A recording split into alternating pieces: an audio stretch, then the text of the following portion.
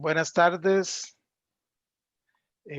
Muchas gracias, arquitecto Patrick Dillon, por aceptar la invitación de una pequeña entrevista. Agradecemos mucho por la colaboración. Y mi primera pregunta estaría enfocado a su ejercicio profesional, que es como un largo viaje que a usted lo ha llevado a muchas partes durante más de 40 años. Usted ha estado en Argelia, en Estados Unidos, en España, en Francia, ya sea por estudio o por trabajo, por decir algunos lugares. Y me gustaría tal vez que me pudiera resumir esos aprendizajes profesionales que le dejaron esos países tan diferentes entre sí a su Panamá, que es su lugar de origen. Sí, buenas tardes. Gracias por la invitación a conversar. Definitivamente el viaje em, por primero Estados Unidos, luego Europa, África, em, me recuerda siempre algo que dijo Luis Barragán, que mi autobiografía es mi obra, o mi obra es mi autobiografía. Definitivamente yo creo que donde me encuentro hoy en términos de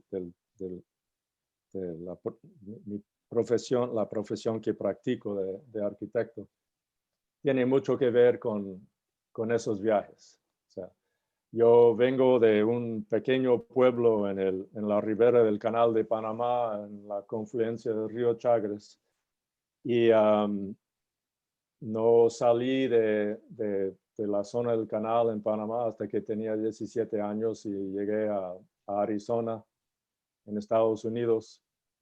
Eso fue para mí, o sea, encontrar otro, no solamente otro país, pero prácticamente otro planeta, o sea, ir de la selva tropical al desierto.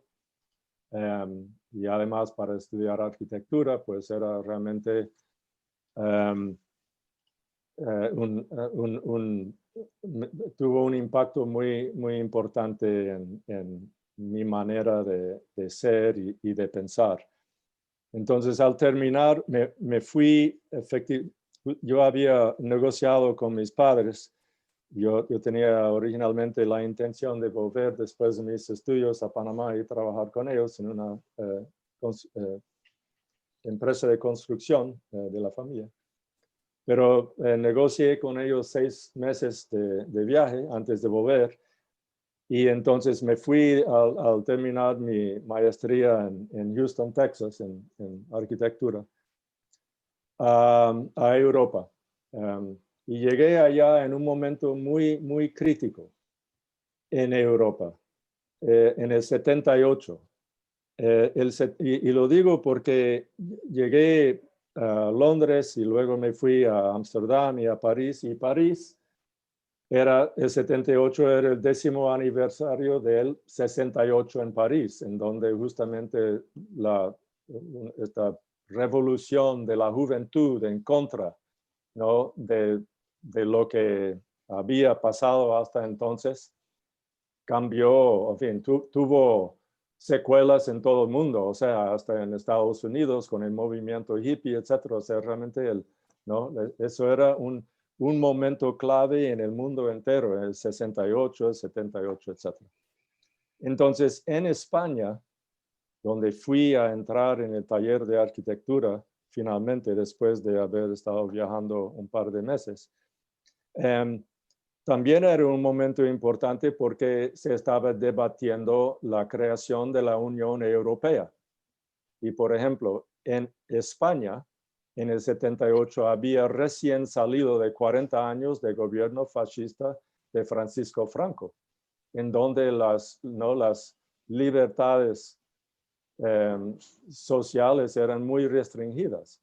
En Barcelona, en Cataluña, por ejemplo, el gobierno de Franco había prohibido no solamente leer en catalán y eliminaron, secuestraron todos los libros. Uno no podía escribir en catalán no se podía escribir libros en catalán, incluso era prohibido hablar catalán. Entonces, en el 78, ya justamente un año antes, el almirante Carrero Blanco, que era el sucesor designado de Francisco Franco, había sido asesinado por ETA. Entonces, es ahí en donde se pasó a tener elecciones y se había elegido el primer gobierno democráticamente. O sea, era un momento increíble. O sea, después de 40 años, todo el país estaba viviendo libremente. O sea, tenían el derecho de hacer lo que les prácticamente, obviamente, dentro de las reglas de la democracia y del buen comportamiento civil, habían descubierto unas libertades que siempre estaban disfrutando, estas libertades de expresión, de la música, del cine, de la escritura, del teatro, de todo, ¿no? O sea, que siempre les había sido prohibido. Y llegué en ese momento. Entonces, eso para mí era, yo creo que lo más remarcable de lo que encontré al llegar a Europa era eso. Ese cambio, ¿no? Esos cambios sociales, culturales, muy importantes, ¿no? Que justamente se habían iniciado. Y cuando fui a Argelia, también Argelia estaba en eso. En ese momento, Argelia era liderado por un gobierno militar socialista, ¿no? Y también era o sea, para mí era un choque cultural muy importante. Yo viniendo de un territorio manejado por Estados Unidos en el corazón de Panamá, prácticamente, como se dice en inglés, a country boy, o sea, un niño de campo, llegar a meterme en estas situaciones realmente me abrió la cabeza como nunca, ni cuando estuve estudiando en Arizona, en Texas. O sea, esto era realmente cambios profundos, ¿no? Que estaba experimentando y además estos eran mis colegas arquitectos y arquitectas. Así que imagínense, ¿no? Todo, o sea, la efervescencia cultural, intelectual que acompañaba al ejercicio de la arquitectura, ¿no? O sea, uno daba cuenta realmente de que la arquitectura ¿no? Tiene que acoger a muchas tendencias, a muchas distintas ondas energéticas, ¿no? En lo que es el diseño de cualquier tipo de proyecto. Así que estos son realmente como digo, las experiencias importantes de esa época. Terminé en Estados Unidos también, finalmente. O sea, había estado estudiando, pero al final de mis años en el taller, conseguimos un proyecto en Nueva York y me fui allá a trabajar y entonces ahí es donde después de ese proyecto volví a Europa para continuar trabajando como arquitecto. Excelente. Sí, retomando eso de sus viajes, ese viaje que iba a ser de 6 meses se convirtió en un viaje de 15 años. Así es. Yo a ese respecto le tengo una pregunta. ¿Por qué escogió trabajar con Ricardo Bofill en Barcelona y, y por qué se quedó, por ejemplo, 8 años ahí? ¿Qué le Bueno, atrajo de esa oficina? sí. Mira, yo, como mencioné, yo había llegado a un acuerdo con mis padres que iría 6 meses antes de volver a Panamá, pero decidí que iba a llevar mi portafolio de mi trabajo de la universidad por si acaso se presentaba la posibilidad de trabajar en alguna firma en el camino. Yo tenía en mi lista 3 tres firmas o arquitectos específicamente. Cuando estaba estudiando en Arizona, eso fue año 73, 74, 75. La arquitectura moderna en esa época, en mediados de los años 70, a mí no me interesaba mucho, aparte de obviamente la arquitectura de los grandes genios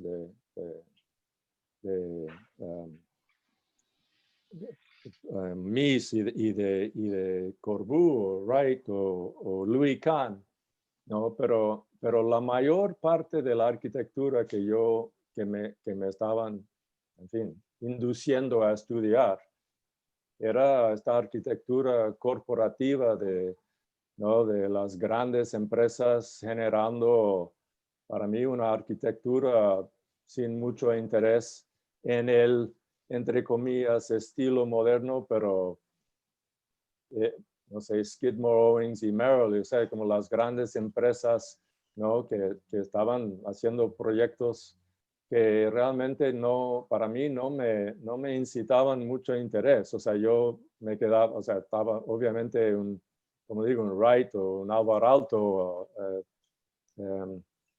como digo, Louis Kahn o esta clase de arquitectos sí me interesaban, pero en ese momento de esta como incertidumbre hacia, ¿no?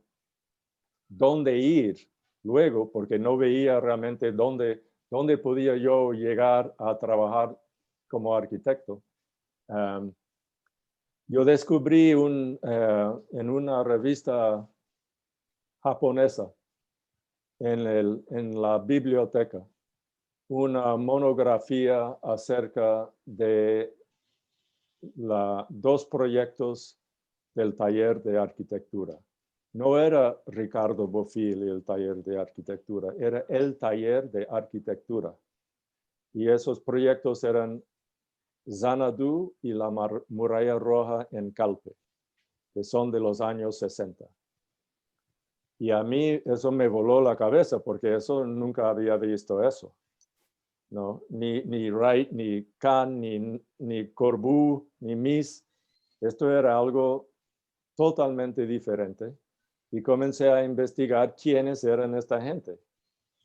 Y entonces me fascinó el equipo, ¿no? Se hablaba de que esto era un equipo donde sí había arquitecto, pero Bofill no era arquitecto porque nunca terminó sus estudios. Su hermana era la arquitecta, pero ella también era matemática. Y entonces estaba también un arquitecto, Peter Hodgkinson, que era de la ¿cómo se llama? De la Escuela de Londres. Y había constructor, había el papá de Bofill era constructor, había trabajado muchos años haciendo toda clase de edificio. Estaba la Serena Vergara, que era actriz, Juan Goytisolo, poeta, Salvador Clotas, escritor, Manolo Núñez Janowski, que también era un autodidacta, toda una serie de jóvenes arquitectos catalanes.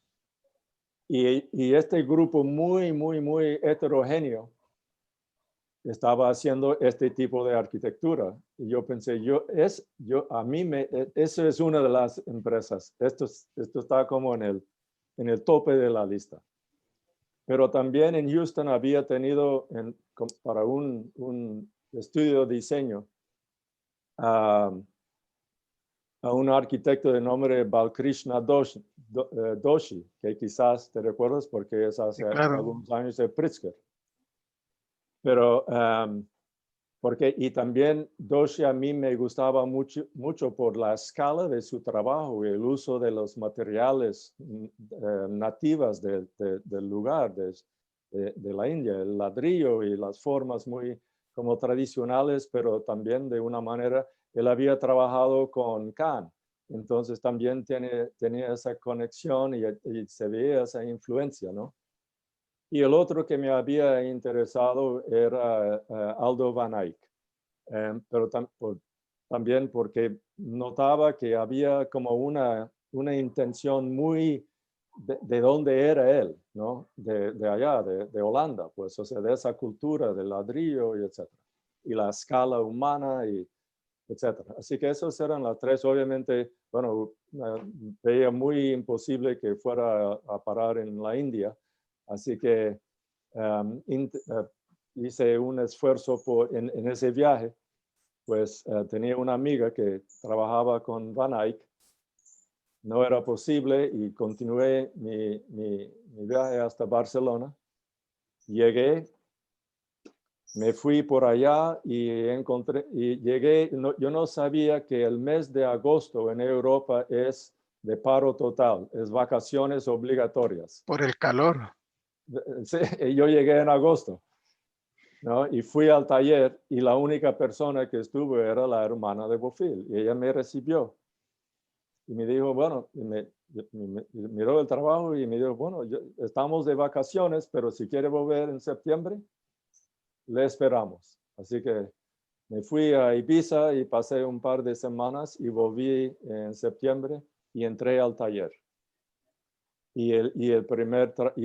O sea, eso era la razón de entrar en el taller de arquitectura, por el equipo y por también esta visión de una arquitectura realmente enraizada en la cultura catalana, ¿no? La cultura constructiva y arquitectónica, obviamente con tendencias con también una disposición hacia todo lo que es el espíritu de Gaudí, ¿no? en el trabajo, ¿no? De salir justamente de esos cánones de la arquitectura moderna y intentar hacer una arquitecta realmente ligada al lugar y a su cultura. Y me atrajo mucho y lo que pasa es que yo llegué ahí en un momento de transición de esa arquitectura de los años 60 y 70 hasta una arquitectura muy distinta. Se llegué justamente en el momento que como que se cambió de rumbo. Yo fui entonces, el primer proyecto en el cual trabajé al pocos meses de llegar era en Argelia, donde fui entonces a trabajar en un contexto también muy distinto a cualquier que yo había conocido, en el pueblo de Béchar, en el sur oeste de Argelia, en la frontera de Marruecos. El taller había conseguido el encargo de diseñar y construir con el ejército argelino pueblos agrícolas en el desierto. Que, bueno, yo encontré fascinante la idea y la posibilidad de ir, así que me fui muy sin pensarlo mucho. Y me encontré en una situación que no había esperado y básicamente estuve trabajando en el desierto en una base militar argelino, porque en esa época Argelia y Marruecos estaban en un estado de guerra fría por un tema de fronteriza. Y esto era justamente en esta zona fronteriza. Y estando ahí, de repente encontré que mi jefe era un coronel en la Fuerza Aérea Argelina. Y eso no era exactamente lo que había esperado. O sea, yo iba como miembro del taller de arquitectura. Así que llegué ahí y cuando me di cuenta que efectivamente los pueblos agrícolas no tenían nada que ver con hacer agricultura, sino sencillamente de poblar la frontera para que pudieran decir, esta es nuestra frontera. pues yo pedí el traslado de vuelta a Barcelona. Y volví a Barcelona para luego trabajar esencialmente 8 años en esta nueva etapa de trabajo y de construcción de grandes proyectos de viviendas en Francia. Muy bien. Hace un poco tiempo lo escuché en una conferencia decir que el uso generalizado del aire acondicionado llevó a aislarse y a perder la conectividad con el entorno, convirtiendo a la gente en meros observadores, evitando la participación con la naturaleza, que era algo habitual. Basado en esa idea, me gustaría me comentara cuál es para usted la relación ideal entre el proyecto, el usuario y la naturaleza.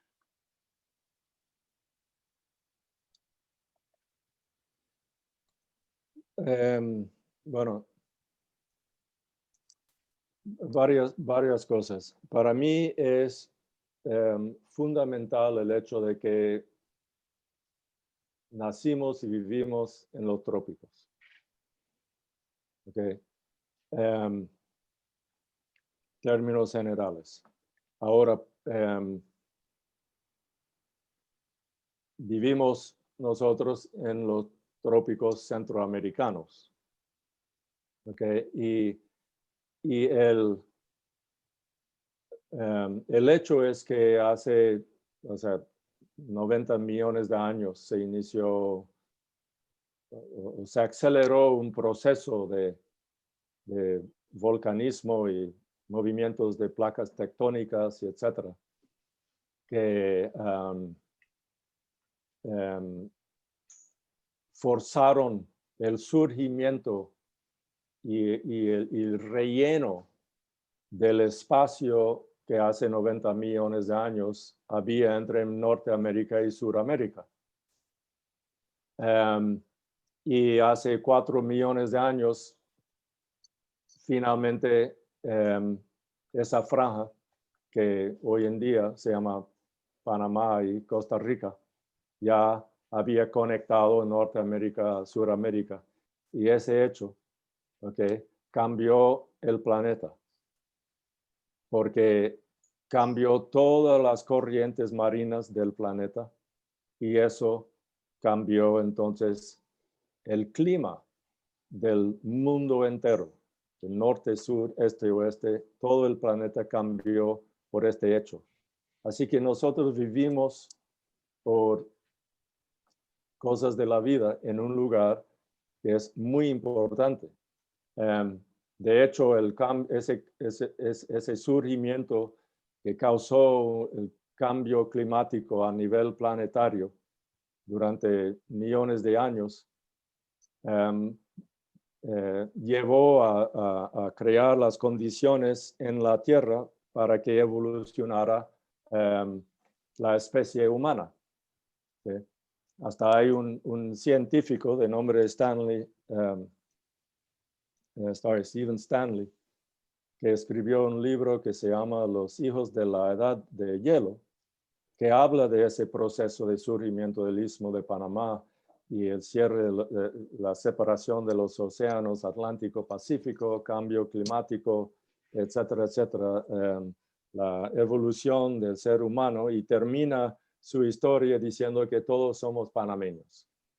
Entonces, en Panamá existe un proyecto, el único proyecto de Frank Gehry en Latinoamérica, se llama el Biomuseo, el Museo de la Biodiversidad, que se construyó, se inició la construcción hace 20 años y lleva como 10 años funcionando.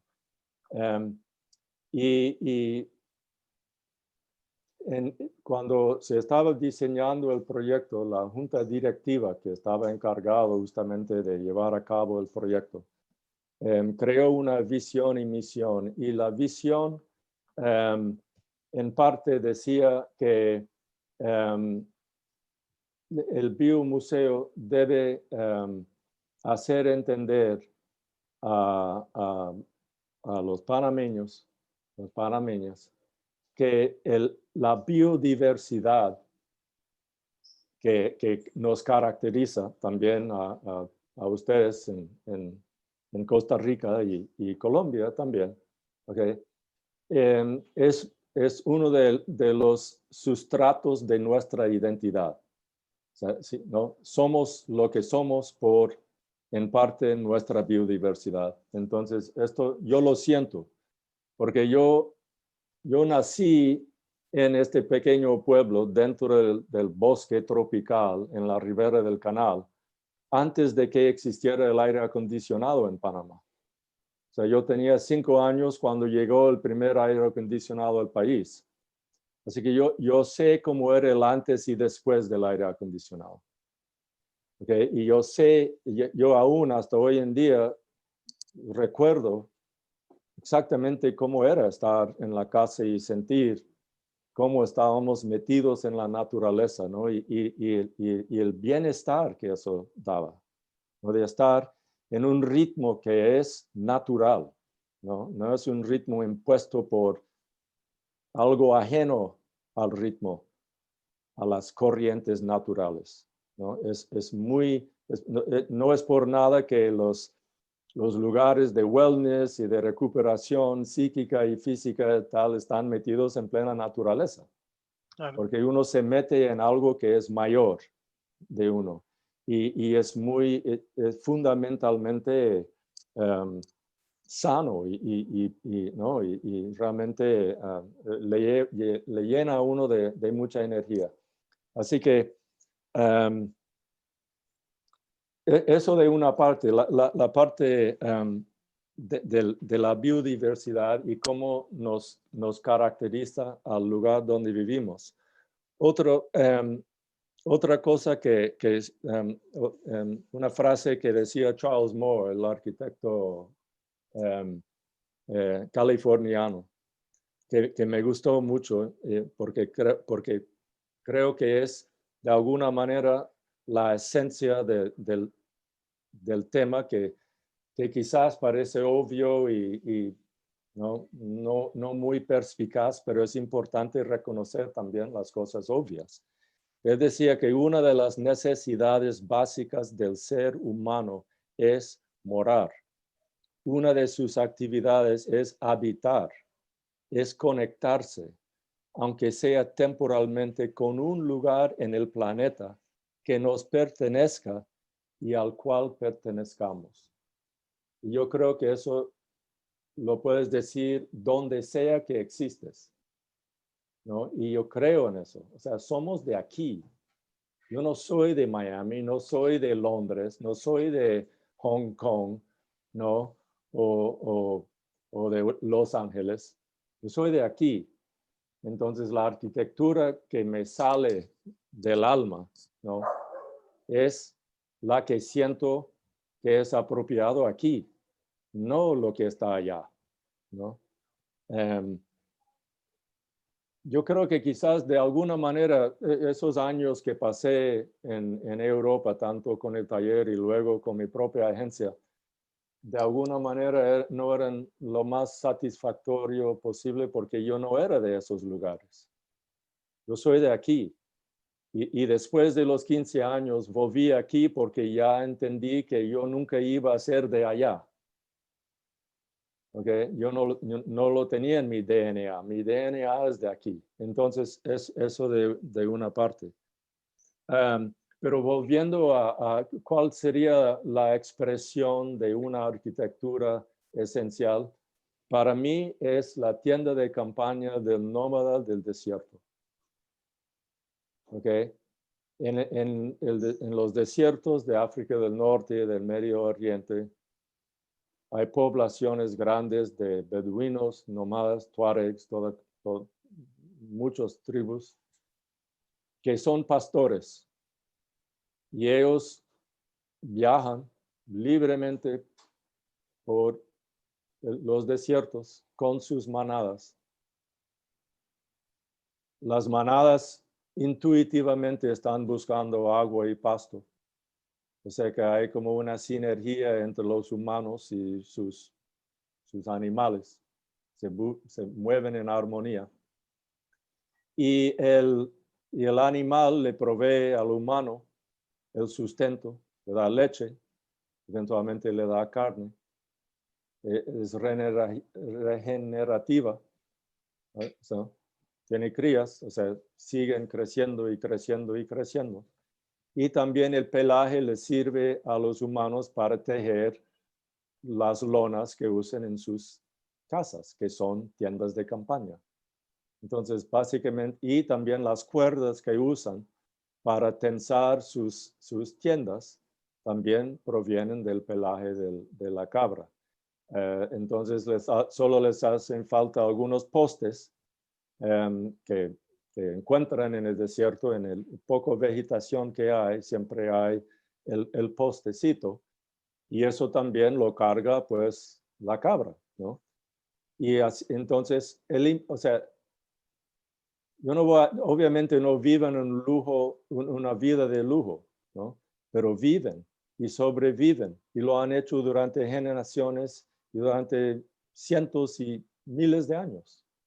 Así que les ha funcionado y el impacto en la tierra es nulo, que ellos no dejan ninguna huella de carbono, ¿no? Ellos, o sea, ¿no? Ellos, o sea, el menos impacto, ¿no? en la planeta Tierra tiene que ser entre otros ellos, ¿no? Por lo que, por su manera de subsistir. Así que siempre lo tengo ahí como, ese es como el icono de la estructura sostenible, ¿no? Yo creo que obviamente no nos funciona en los trópicos, ese no es el punto, no es específicamente, es la intención y ¿no? el uso de los mínimos recursos para vivir en el planeta Tierra. Yo creo que de eso básicamente ¿no?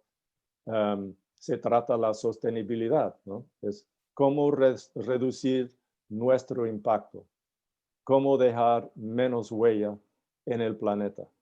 Y ahora más que nunca, con mucha urgencia, lo tenemos que estar pensando, ¿no? O sea, cuando hablamos del aire acondicionado, pues el impacto del aire acondicionado en el planeta es gigantesco, es espeluznante, ¿no? La energía que se requiere para crear 20 grados adentro cuando hace 40 afuera, ¿no? O sea, es sencillamente catastrófico, ¿no?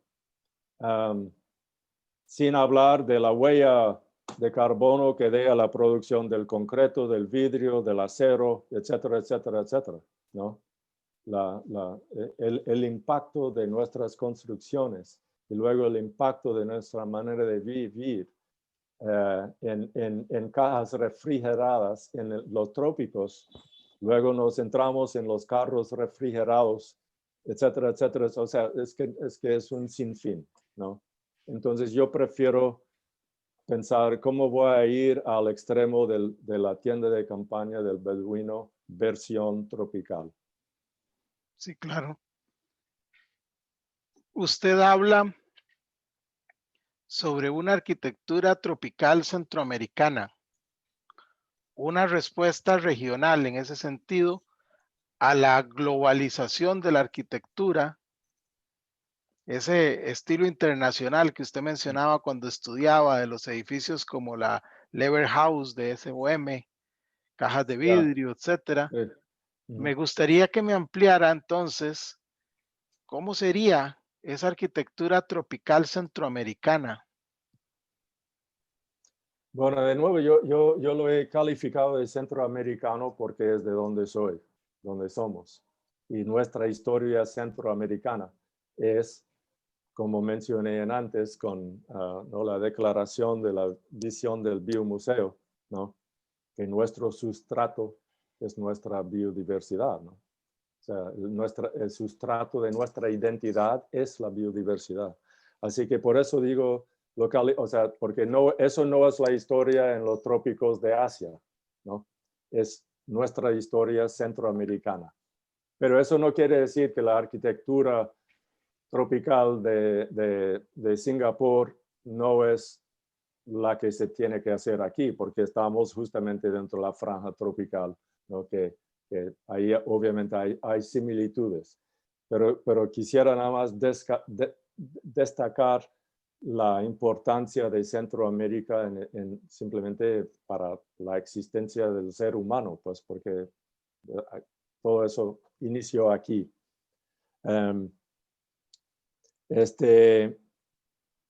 Yo creo que hay muchos ejemplos de lo que sería la arquitectura tropical y en este caso específicamente centroamericano y panameño. Yo, como mencioné antes, yo soy de un pequeño pueblo, Gamboa, en la ribera del canal. Ese pueblo era uno de 6 pueblos que los Estados Unidos había construido a lo largo del canal. Cada pueblo se ubicaba en un lugar donde se cumplía una función esencial del canal.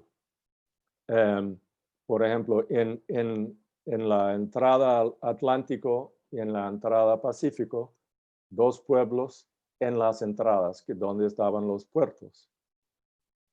Luego, en donde hay esclusas, que son 3 lugares en el canal, en los 80 kilómetros del largo del canal, hay 3 esclusas, y en cada conjunto de esclusas hay un pueblo. Y luego, más o menos a mitad de camino en el canal de Panamá, donde la confluencia con el río Chagres, que es la cuenca del agua del canal, ¿no? De agua dulce del canal viene del río Chagres. Ahí está Gamboa, de donde soy, y ahí es la división de Dragao. Entonces, y todos estos pueblos, que todo el mundo que vivía en el pueblo trabajaba en el pueblo. Y todos los pueblos están conectados por un ferrocarril, el ferrocarril del Canal de Panamá. Entonces, en los años 30, bueno, antes de eso, durante la construcción, al principio del siglo XX y luego en los años 30, se estableció una tipología residencial para la arquitectura de estos pueblos. Y ahí se crearon justamente el guía de diseño, si uno quiere, ¿no? Eran casas elevadas encima de pilotes, porque el suelo tropical tiene mosquitos, se inunda, hay problemas de drenaje, hay bichos, hay culebras, en fin, hay cosas, ¿no? Que uno encontraba sobre todo hace 100 años por atrás. Entonces se crea como una estructura de columna y viga de concreto resistente, y luego encima una estructura de madera y un techo de 4 aguas de cobre. Todo esto porque el tratado original que cedía Panamá, o sea, los términos eran que Panamá cedía a Estados Unidos en perpetuidad el territorio de la zona del canal. Esta arquitectura era diseñada para perdurar, para durar en perpetuidad, claro, para siempre, ¿no? Entonces es una arquitectura, primero es una respuesta al ambiente tropical ideal, es diseñada y construida antes de que existiera el aire acondicionado, así que es totalmente ventilada naturalmente. Uno tiene persianas en la fachada, en las puertas adentro, en todas las paredes internas, y hay flujo de aire maravilloso. Yo, como digo, yo lo viví, ¿no? Yo sé que funciona perfectamente bien. Uno se adapta, ¿no? Pero siempre era cómodo, es aún cómodo hoy en día. Y eso es una tipología, o sea, un concepto de arquitectura tropical hecho por gente del norte, que hasta para mi concepto, hasta hoy en día es perfectamente válido. Pero al mismo tiempo, en el pueblo, al lado del pueblo de Gamboa, había comunidades indígenas de los Emberá Bonán. No sé si los hay en Costa Rica, pero sé que también están hasta en Colombia, ¿no? Y ellos también, de su manera, habían creado una tipología en donde el área donde vive la familia y se reúne,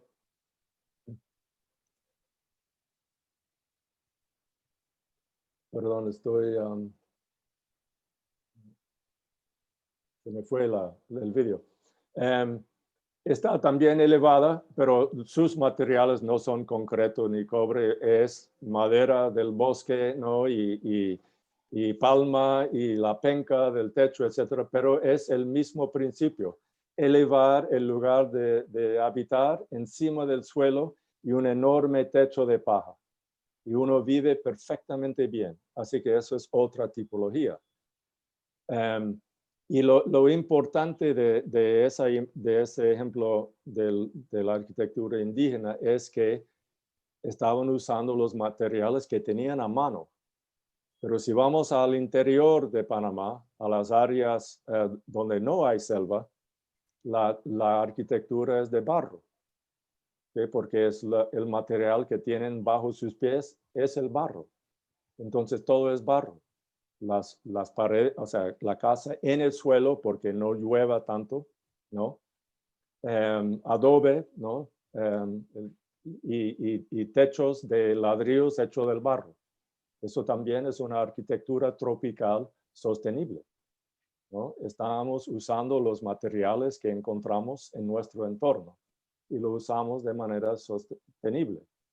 Y es más, siempre en estas culturas, toda la comunidad ayuda a construir las casas de la gente, que sea un grupo indígena o el grupo campesino indígena latino del interior, ¿no? De la península del Azuero, por ejemplo.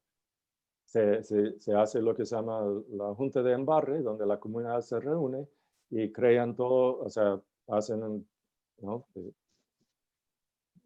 Grandes potes de cacerolas de arroz con pollo y todo el mundo trabaja generando el adobe y se va construyendo la casa y al final del día, pues, o del segundo o tercer día ya la familia tiene su casa hecho por todos los amigos y familias de la comunidad. O sea que es como es un círculo virtuoso de ayuda, ¿no? Y de hacer arquitectura de una manera comunal, ¿no? Que es realmente muy respetable y para mí es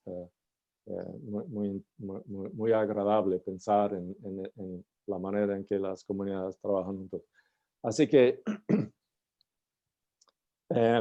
si lo llevo ahora a lo que yo estoy haciendo, ¿no? Yo dentro de lo posible, me encanta la idea de trabajar con lo local.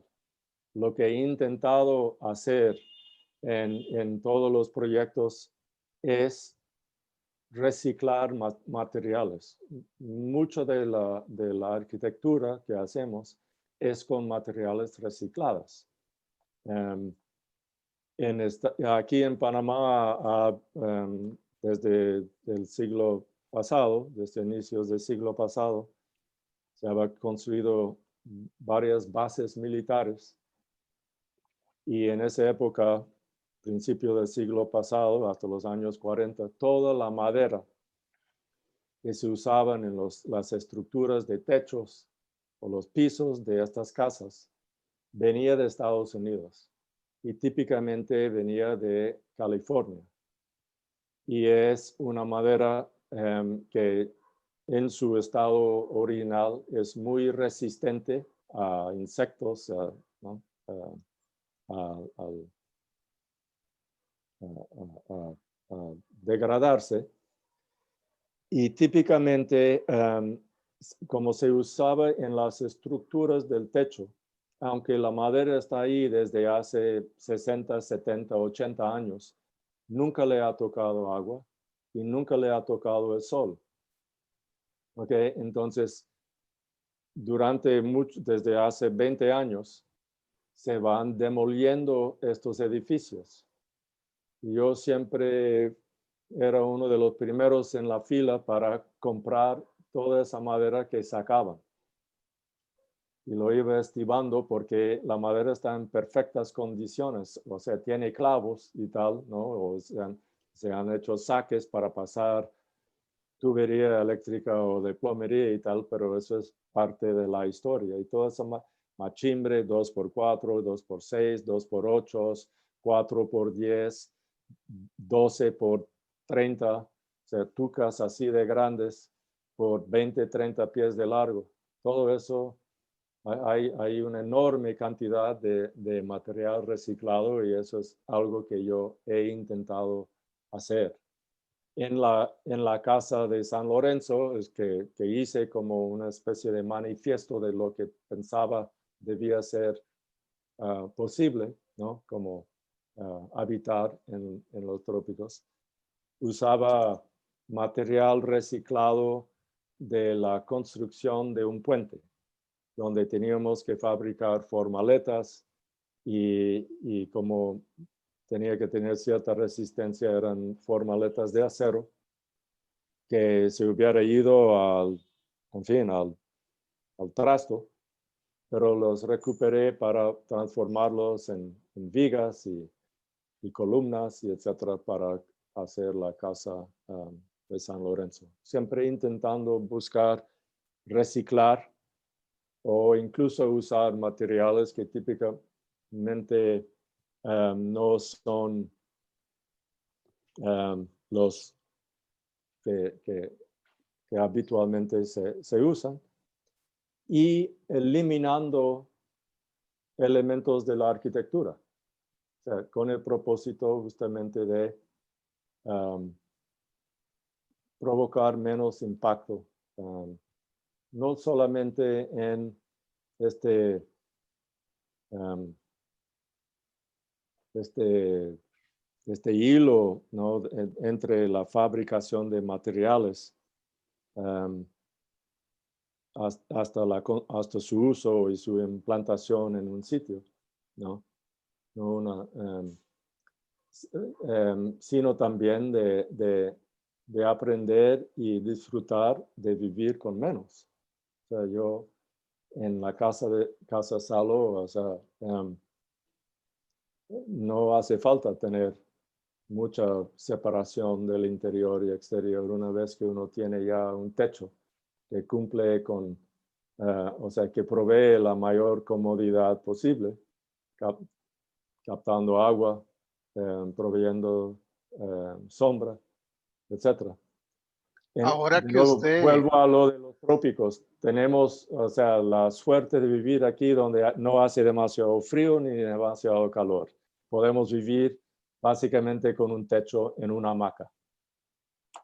sí, claro, de hecho, ahora que usted lo menciona y mencionabas el edificio o su proyecto de la Casa Salo, me parece a mí que es un muy buen ejemplo de su visión de arquitectura tropical. Es un gran techo para la lluvia que permite hacer sombra, pocas paredes que dejan pasar el viento y una relación inmejorable entre el océano y el bosque. Me gustaría que me pudiera comentar un poco más sobre esa casa. Sí, mira, la casa Salo, de alguna manera, la idea, no de la casa, sino la idea de cómo yo quería algún día poder vivir, me vino cuando estuve viviendo en Francia. Eso sería a final de, bueno, por ahí, por principios de los años 90, finales de los 80. Yo vivía en París, en el centro de París, cosa que hoy en día es muy difícil porque París es carísimo y es inalcanzable para la mayor parte de la gente. Pero en esa época, hace 30 años para atrás, era posible vivir en el centro de París, a 10 minutos caminando del río Sena. Tenía mi oficina en la Ile de la Cité, detrás de Notre Dame, y en 15 minutos caminaba de mi apartamento hasta el trabajo, cada día por una ruta distinta, caminando por la Sena o cualquier de los barrios. ¿No? Realmente una maravilla. El apartamento era, no sé, quizás 30 metros cuadrados, 25, 30 metros cuadrados. Era el sexto piso sin ascensor. Podía tocar el cielo raso, ¿no? Estrechaba la mano, pero era divino, era el paraíso. Hasta que no lo fue, hasta que en algún momento comencé, bueno, después de varios años, como que se comenzó a hacer, ¿no?, algo restringido espacialmente, y ahí es cuando comencé a pensar, algún día yo voy a tener una casa donde no tengo paredes, no tengo ninguna restricción, no tengo ¿no? Solo va a haber espacio, todo alrededor. Algún día. Pasaron algunos años, me fui a África del Sur. Había hecho, con mi socio habíamos hecho un proyecto en África del Sur a inicios de los años 90. Y fui a pasar un año allá. Estuve ahí el año de las elecciones, cuando que ganó Nelson Mandela. Pero llegué a África. Ese año era un año muy violento, porque había mucho conflicto entre los Xhosas, que eran el tribu de Mandela, y los Zulus, que eran el tribu de Buthelezi, y ellos eran los dos que estaban peleando la elección. Y literalmente en la calle se estaban peleando y matándose. Y era un momento muy inseguro, un país increíblemente bello y la gente súper maravillosa. Pero ese era el momento muy, muy trágico, y estaba ahí. Y no era sostenible, en el sentido es que no había manera de quedar. Y desde entonces, cuando decidí volver a Panamá, y volví a Panamá para finalmente, 15 años después, entrar a trabajar con mis hermanos en la empresa de construcción de la familia. Por eso digo que el viaje de 6 meses se tornó 15 años. Entonces entré con mis 2 hermanos mayores a trabajar en la empresa y dejé totalmente la arquitectura. Ya no quería tener nada más que ver con arquitectura. Y trabajé durante 5 años en construcción civil en áreas remotas del país. Y allá por el año 94, el año 97, yo estaba dirigiendo la construcción de un puente en el sur de la provincia de Veraguas. Si uno no tiene el mapa de Panamá delante, es difícil decir, pero bueno, en la costa pacífica, ¿no? Y yo en esa época estaba viviendo ahí cerca, y los fines de semana bajaba a esta playa muy conocida que se llama Santa Catalina, que es un lugar de surf muy reconocido para surfear. Que siempre desde la edad de 10 años he surfeado, que también es no puedo dejar de decir que surfear también ha sido muy importante en mi manera de ver la arquitectura y de entender la arquitectura y también de entender mi lugar dentro de la naturaleza, porque la naturaleza no es únicamente terrenal, no es terrestre, es también marino. Y siempre digo que el bosque tropical, en el bosque tropical tú no puedes estar distraído, no debes estar distraído porque te puede pasar algo mal, ¿no?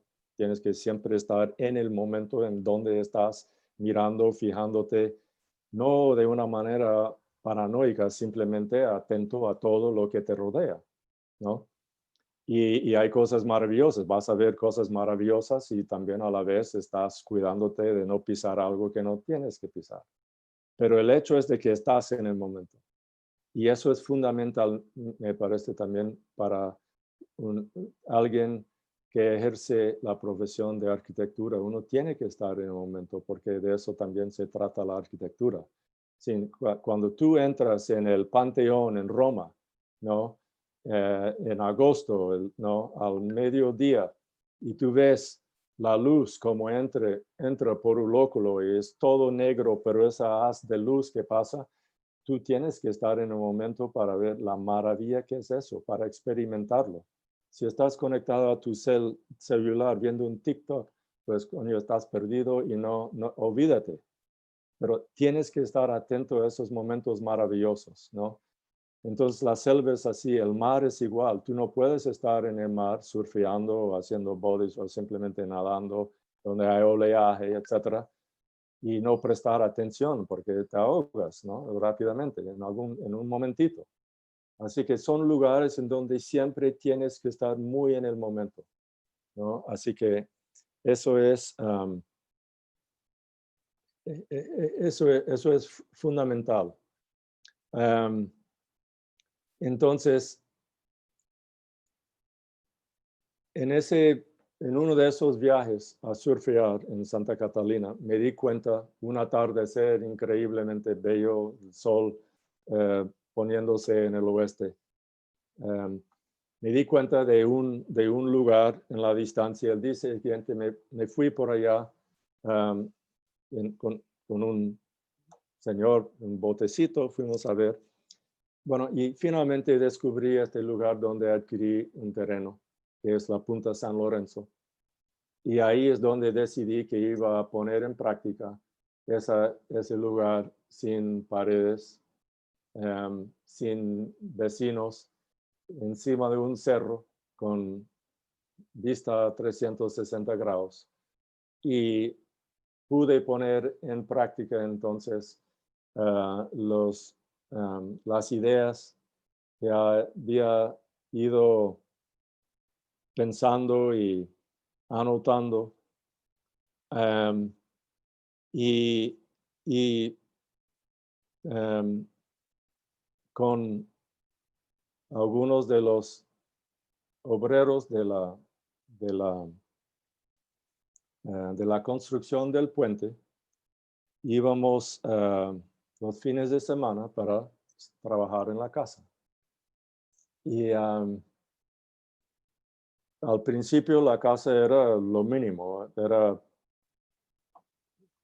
unos 60, 90 metros cuadrados, solamente techo y hasta el borde del área, ¿no? Donde uno podía estar.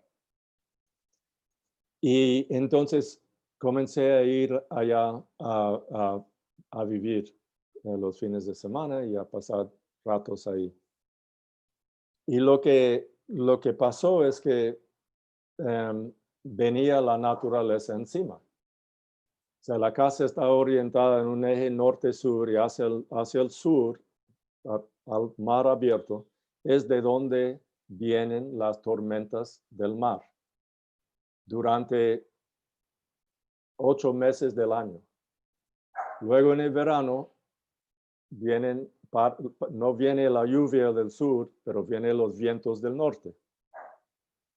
Entonces, viviendo ahí, me di cuenta que cuando venía, o sea, cuando yo digo que viene la tormenta del sur, pues viene primero viene horizontal.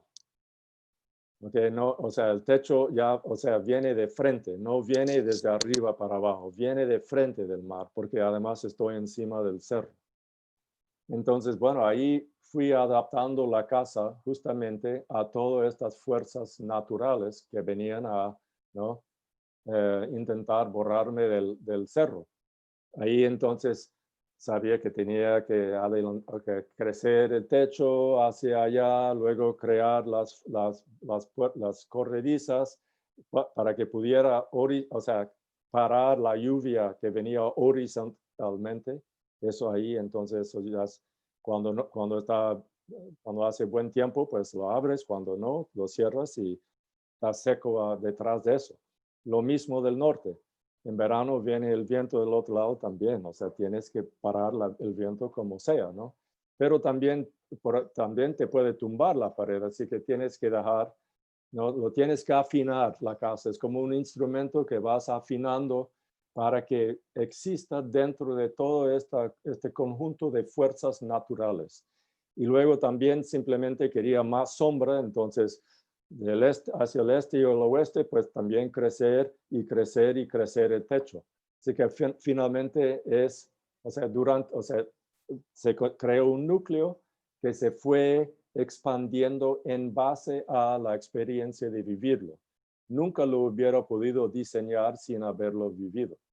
Así que realmente no era, lo único que pude diseñar era el núcleo. Y ni tenía la idea de que iba a cambiarlo en base a lo que me iba a tirar la madre naturaleza. Y es lo que pasó. Así que hoy, o sea, finalmente la Casa Salo hoy es lo que es por la manera en que tiene que interactuar con el entorno natural y las fuerzas, la lluvia, el viento, los días donde no hay lluvia ni viento y te asea desde vertical, etcétera, etcétera. Y luego, pues, una vez que ya el instrumento estaba afinado, nada más había que disfrutar, estar ahí y ver la madre naturaleza volver, ¿no? Volvió los árboles espontáneamente, volvieron a crecer, los animales, las aves, ¿no? Volvieron. Era un proceso de 20 años, pero hoy en día ya no se ve la casa, está dentro del bosque de nuevo, ¿no? Incluso voy a tener que abrir un poquito para tener la vista del mar alrededor, que era justamente lo que me atrajo ahí en el primer lugar. Pero eso es un poco la historia y esa vivencia, esa experiencia de vivir la casa San Lorenzo me ha servido para todas las otras casas, porque hay algo de San Lorenzo en todas las otras casas que desde entonces he podido diseñar. Y todos los clientes han estado en San Lorenzo. Así que, ¿no? Han entendido, han sentido las bondades, pero también en de algunas maneras también las deficiencias, ¿no? Porque si estás en un lugar donde hay más casas, pues no puedes vivir sin paredes, ¿no? O sea, que si estás viviendo en un lugar, se adapta. Pero supongo que diría que San Lorenzo realmente es la máxima expresión de cómo yo quisiera vivir y de la arquitectura que me interesa hacer. Porque el impacto es mínimo en el lugar. Yo creo que el impacto es más beneficioso que el contrario. Y además me permite a mí, a todos los que llegan allá, a entrar quieren o no quieren, en esta energía natural, en este ritmo natural, que es tan beneficioso para todo el mundo. O sea, hay gente que no lo soportan. O sea, yo tengo un amigo que no puede vivir fuera de la ciudad. Se fue allá una vez, me dijo, Patrick, muy bonito, pero nunca más me invitas porque no voy a venir. Necesita la ciudad, ¿no? Sí, Necesita claro. estar en esto, ¿no? Así que bueno, esa es un poco la historia de San Lorenzo. Sí, interesantísima. Muchas gracias. Me gustaría preguntarle para usted, ¿cuál debería ser el rol social del arquitecto?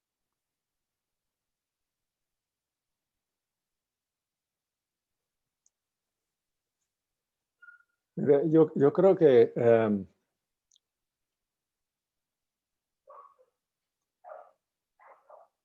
el rol social del arquitecto, pues yo creo que es como el rol social de un buen ciudadano.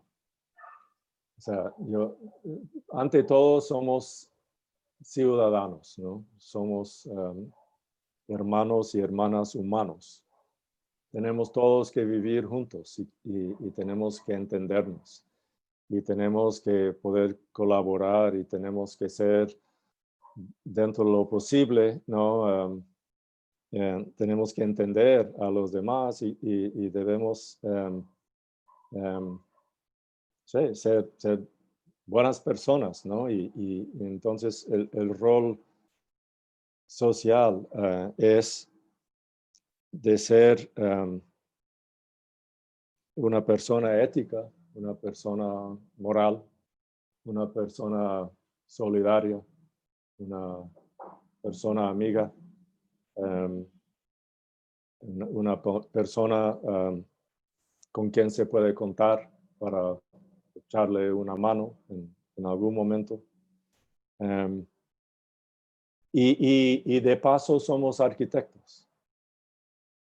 Así que, o sea, yo específicamente con una misión o una política social, también pues se puede ser solidario con, no sé, con los principios que uno tiene, pero son los principios ¿no? que nos permiten vivir en comunidades, ¿no?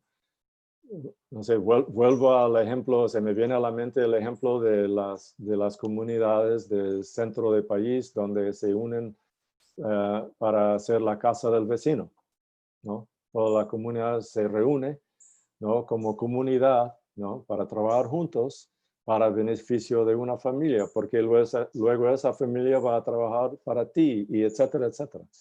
Yo creo que es la manera de que tenemos perdón, que se me ha reducido algo. ¿Me está viendo aún? Sí, sí. Sí, ok. Yo creo que es así donde, como tenemos que trabajar en beneficio de las comunidades, en beneficio de un cliente, intentando siempre hacer lo mejor que podemos, de estar disponibles, de compartir nuestras ideas, de no querer reivindicar algo que no tiene importancia. Se poner el ego de un lado y simplemente disfrutar de hacer arquitectura de una manera honesta y espontánea. Bueno, eso, como digo, yo creo que es simplemente trabajar en comunidad. ¿No? Mi enfoque social sería eso, de ser buen ciudadano en el cual se puede depender, ¿no? Y como digo, incidentalmente soy arquitecto. Muy bien. Me parece excelente. Escuchando las respuestas y su forma de pensar, me gustaría hacerle una pregunta al respecto del tema de la sostenibilidad. En la Ajá. actualidad probablemente sea una de las palabras que se usa más a la ligera, ¿verdad? Ujú. Pero viendo su obra y conociendo su trabajo, yo sé que hay un fuerte enfoque de diseño sostenible y por eso me gustaría escuchar o que nos ampliara, porque ya en algunas partes ya nos ha hablado un poco. ¿Cómo Ujú. considera usted que debería ser entonces la arquitectura sostenible? Bueno, yo creo que uno puede entender la sostenibilidad desde, desde lo que no es.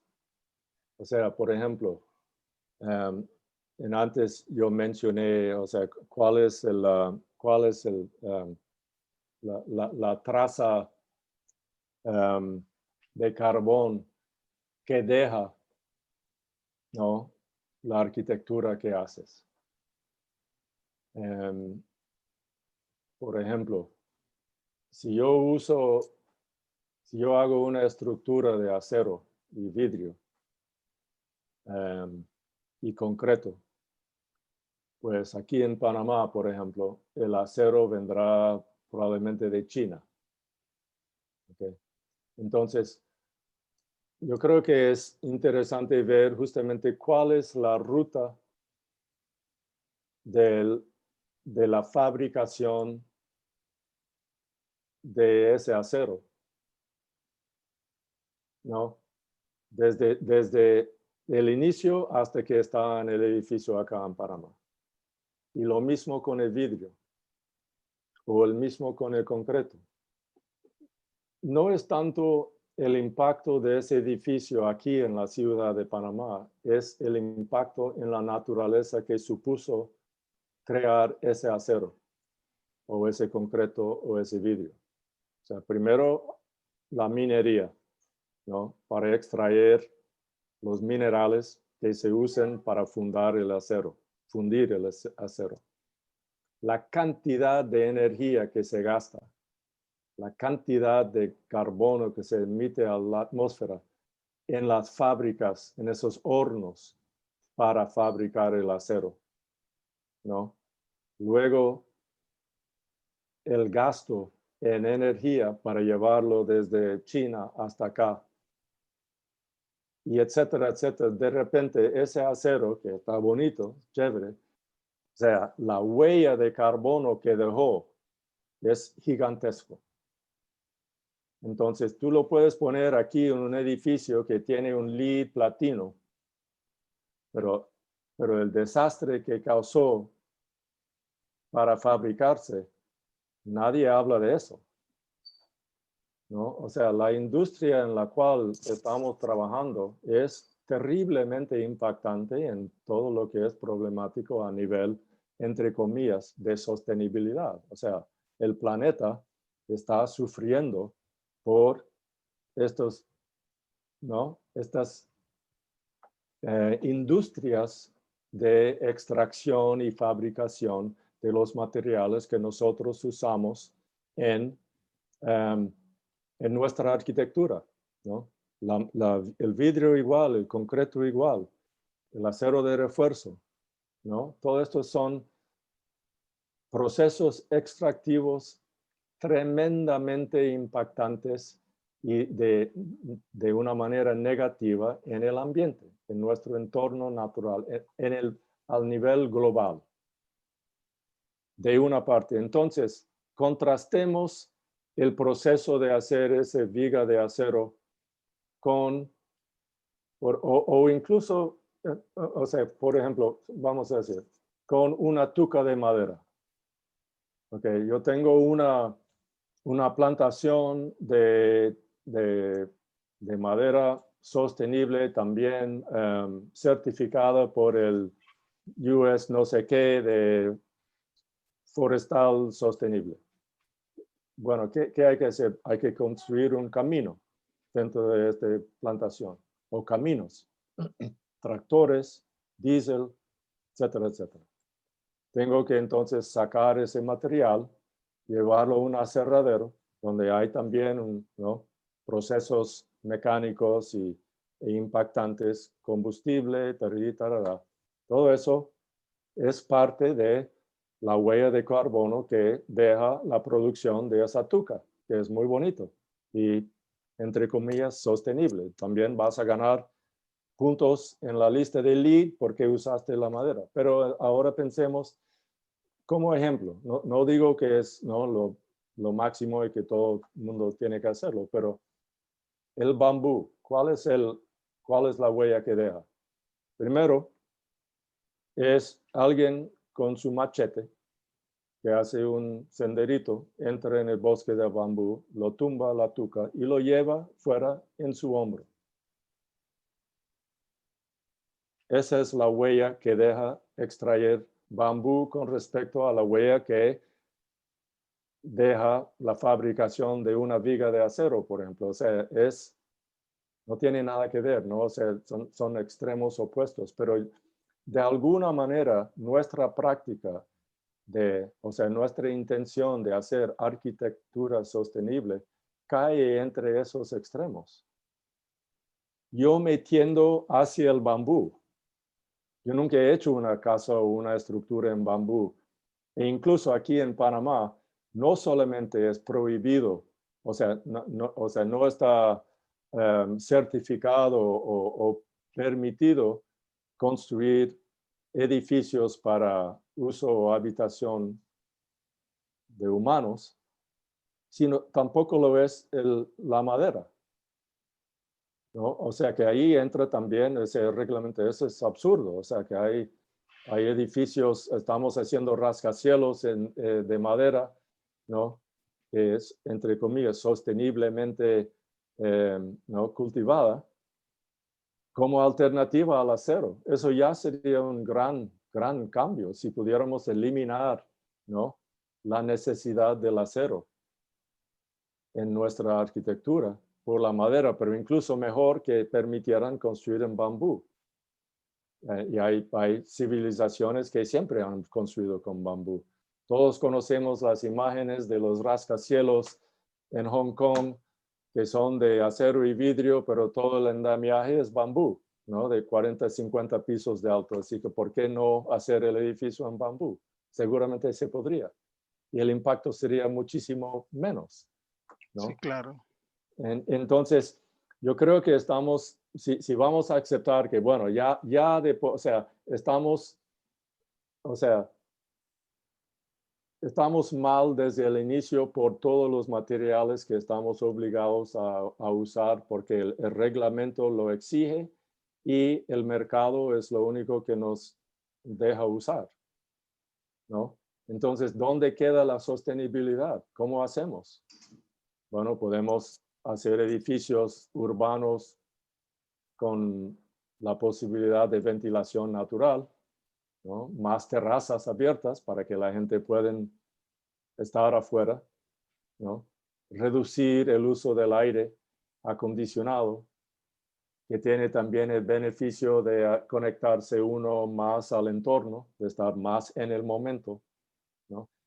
A eso me refiero cuando digo que el aire nos cambia de ser partícipes con la naturaleza a ser observadores de la naturaleza, porque todos, o sea, no solamente estamos, ¿no? con 20 grados cuando hace 35 afuera, pero tampoco tenemos los ruidos, los olores, la brisa, etcétera, etcétera. Todo lo que nos pone en este lugar específico a que se refería Charles Moore, ¿no? Cuando habla de que tenemos que pertenecer, o sea, tenemos la necesidad de pertenecer a algún lugar, ¿no? Pero pertenecer no es simplemente, bueno, yo soy de aquí, de la ciudad de Panamá, sino pertenecer a esta esquina donde yo vivo con los árboles afuera y las aves y los tucanes que pasan por la mañana. Eso es parte de la experiencia de vida que los arquitectos somos los encargados de diseñar y de construir. no estamos diseñando solamente contenedores para que la gente esté. Estamos diseñando una experiencia de vida, de cómo vivir, de cómo sentir la vida. Para eso estamos. Excelente. Bueno, arquitectos, se nos ha hecho tarde, ya se nos hizo de noche. Sí. Entonces, yo le agradezco mucho su colaboración. Cómo no, siempre un placer Le mando un poder abrazo a compartir. Panamá. Por supuesto, lo mismo a Costa Rica, país vecino. Muchas gracias y buenas noches. Buenas noches.